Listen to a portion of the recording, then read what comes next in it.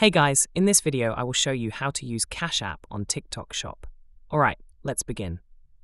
First, open TikTok and log into your account. Tap the search bar and enter the item you want to buy.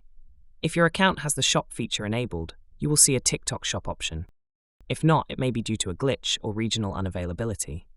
Tap TikTok Shop to view products, then select an item. Review the details, choose options like size or quantity, and tap Buy Now. Next, open Cash App and log in. Tap the banking icon to check your balance.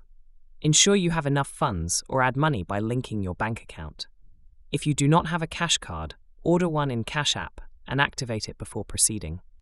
To find your cash card details, tap the card image in Cash App. Locate the card number, CVC code, and expiration date. Copy or note these details. Return to TikTok and proceed to checkout. When prompted for payment, select debit or credit card and enter your cash card details, including the billing address. Double-check for accuracy before confirming the order. Once submitted, TikTok will process the payment using your cash card. If successful, your order will be placed, and you can track it under your profile's order history.